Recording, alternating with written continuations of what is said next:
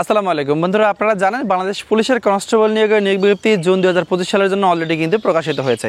তো আবেদন করার পর আপনি যখন মাঠে যাবেন, মাঠে কোন কোন কাগজপত্রগুলো সাথে নিয়ে যাবেন সেই বিষয় নিয়ে এই ভিডিওতে আলোচনা করব। আশা করি আপনারা সম্পূর্ণ ভিডিওটা ধৈর্য সহকারে দেখবেন। আর আপনাদের মধ্যে যারা এখনও বাংলাদেশ পুলিশের কনস্টেবল নিয়োগের জন্য 2025 সালের জন্য আপডেট চূড়ান্ত সাজেশন সংগ্রহ করেন নাই, স্ক্রিনে দেখতে পাচ্ছেন আমাদের এই সাজেশনটাতে কিন্তু বাংলা, ইংরেজি, সাধারণ গণিত এবং সাধারণ বিজ্ঞান সম্বন্ধে A to Z পেয়ে যাবেন। এবং সেই সাথে 2025 সালের মে মাসে যে পরীক্ষাগুলো হয়েছে সেই পরীক্ষাগুলোর প্রশ্ন উত্তর সহ কিন্তু আপনার সাজেশনটিতে পেয়ে যাবেন। স্ক্রিনে যে নাম্বারটা দেওয়া আছে ওই নাম্বারে বিকাশ এবং নগদ খোলা আছে এবং ওই নাম্বারে কিন্তু হোয়াটসঅ্যাপ খোলা আছে। আপনার জাস্ট ওই নাম্বারে 100 টাকা সেন্ড মানি করে ওই নাম্বারে হোয়াটসঅ্যাপ আমাকে মেসেজ দিয়ে বললেই হবে। আমি সাথে সাথে উত্তর সহ চূড়ান্ত সাজেশনের PDF ফাইলটি আপনাদের হোয়াটসঅ্যাপ নাম্বারে পাঠিয়ে দেবো। তো চলুন আমরা সরাসরি কম্পিউটার স্ক্রিনে যাই, গিয়ে দেখে নিই আসলে মাঠ করার সময় আপনার কোন কোন কাগজপত্রগুলো সাথে নিয়ে যেতে হবে। আমরা কিন্তু কম্পিউটার স্ক্রিনে এসেছি, দেখতে পাচ্ছেন পুলিশ কনস্টেবল নিয়োগে মাঠে কী কী কাগজপত্র নিয়ে যেতে হবে। তো প্রথমে আপনারা দেখতে পাচ্ছেন এখানে 5.1 থেকে শুরু করে 5.7 পর্যন্ত টোটাল 60টা কাগজের আপনার প্রয়োজন হবে। এটা যারা নর্মাল প্রার্থী থাকবেন তাদের প্রয়োজন হবে, যারা কোটাধারী প্রার্থী থাকবেন তাদের কিন্তু প্রয়োজন হবে। কোটার সপক্ষে আরও কিছু ডকুমেন্ট প্রয়োজন পড়বে, সেটা আমি ভিডিও শেষ অংশে বলে দেবো। তো যেমনটা দেখতে পাচ্ছেন প্রথমে বলা আছে admit card for physical endurance test, যেটাকে আমরা PET কার্ড বলি। এই PET যে কার্ডটা আছে এই কার্ডটার কিন্তু আপনাকে 2টা কপি করে নিতে হবে, ঠিক আছে। এই যে বাম পাশে যে কার্ডটা দেখতে পাচ্ছেন আপনারা, এইটাই হচ্ছে admit card for physical endurance টেস্টের জন্য যে PET কার্ড, সেই কার্ড। তো এই কার্ডটি আপনি তখনই পাবেন যখন আপনার you are selected for physical endurance test এরকম মেসেজ পাবেন, তখন আপনি কার্ডটি আপনার ID ও পাসওয়ার্ড ব্যবহার করে উত্তোলন করে নেবেন। এর সাথে আপনি যে অনলাইনে আবেদন করছেন সে অনলাইনে আবেদনের যে অ্যাপ্লিকেন্ট কপিটা থাকবে, পেমেন্ট করার পর যে কপিটা পাবেন সেই কপিটার মূল কপিটাও সাথে নিয়ে যাবেন। আর এই এডমিট কার্ডটা অবশ্যই আপনাকে 2টা কপি করে নিতে হবে। এখানে কিন্তু শুরুতে যেমনটা বলছিলাম যে এখানে কিন্তু বলে দেওয়া আছে যে admit card for physical endurance download করে প্রিন্ট কপি 2 কপি দিতে হবে, ঠিক আছে।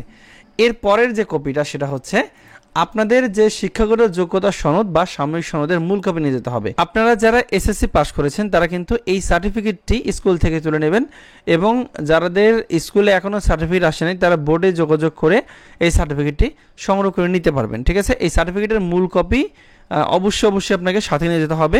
তো মূল কপির সাথে অবশ্যই এক কপি ফটোকপি নিয়ে যাবেন।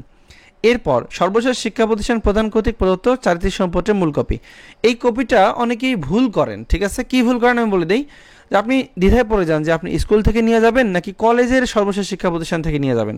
তো এখানে যে কথাটা বলা আছে যে সর্বশেষ শিক্ষা প্রতিষ্ঠান প্রধান কর্তৃক আপনার চারিত্রিক সম্পত্তি, আসলে আপনার সর্বশেষ শিক্ষা প্রতিষ্ঠান প্রধান আসলে কে বা উনি কে, যাই হোক। তো এইটাই মূলত হচ্ছে আপনি যদি স্কুল থেকে পাশ করে থাকেন, বর্তমানে কলেজে পড়তেছেন ইন্টারে, তাহলে কিন্তু আপনার সর্বশেষ শিক্ষা প্রতিষ্ঠান হবে স্কুল, আপনার কিন্তু কলেজ সর্বশেষ শিক্ষা প্রতিষ্ঠান হবে না। আর যদি আপনি ইন্টার পাস করে থাকেন, ইন্টার অলরেডি রেজাল্ট দিয়ে দিয়েছে, তাহলে কিন্তু আপনার সর্বশেষ শিক্ষা প্রতিষ্ঠান হবে আপনার কলেজ। সো আপনাদের যদি স্কুল থেকে পাস করেন তাহলে স্কুল থেকে নেবেন, আর যদি কলেজ থেকে HSC পাস করে থাকেন তাহলে কলেজ থেকে এই চারিত্রিক সম্পত্তির কপিটা অবশ্যই আপনাকে সংগ্রহ করে নিতে হবে। এটার মূল কপি কিন্তু সাথে নিয়ে যেতে হবে। আশা করি আপনারা এই বিষয়টা বুঝতে পেরেছেন। তো ইউনিয়ন পরিষদ অথবা সিটি কর্পোরেশন নাগরিকত্ব সনদের মূল কপির সাথে নিয়ে যেতে হবে। সো আমি ইউনিয়ন পরিষদের যে নমুনা কপিটি আছে সেটা আপনাদেরকে দেখিয়ে দিলাম। ইউনিয়ন পরিষদ হলে এরকম নমুনা কপি পাবেন, আর যদি সিটি কর্পোরেশন এলাকা হয় তাহলে আপনি আপনার সিটি কর্পোরেশন এলাকা থেকে যে কাউন্সিলর থাকবে তার সাথে যোগাযোগ করলেও এই যে নাগরিকত্ব সনদ সেটা আপনি সংগ্রহ করতে পারবেন। এরপর হচ্ছে অভিভাবক সম্মতিপত্র। আপনি যে বাংলাদেশ পুলিশে জয়েন করবেন বা জয়েন করতে আগ্রহী, আপনার বাবা কিংবা আপনার মা কিংবা আপনার বৈধ অভিভাবকের যে কোনো আপত্তি নাই, এই মর্মে কিন্তু একটা অভিভাবক সম্মতিপত্র আপনাকে দিতে হবে। যেমন নমুনা দেওয়া আছে, এই মর্মে প্রত্যয়ন করা যাইতেছে যে নাম, নিজের নাম লিখবেন, তার পিতার নাম, মাতার নাম লিখবেন, গ্রামের নাম লিখবেন এবং সে আমার সন্তান, তাকে বাংলাদেশ পুলিশ বাহিনীতে নিয়োগের জন্য সজ্ঞানে সম্মতি প্রদান করিলাম। তাহার এই নিয়োগের ব্যাপারে আমার বা আমার পরিবারের কাহারও কোনো আপত্তি নাই, আমি তাহার সর্বাঙ্গীন সাফল্য কামনা করি।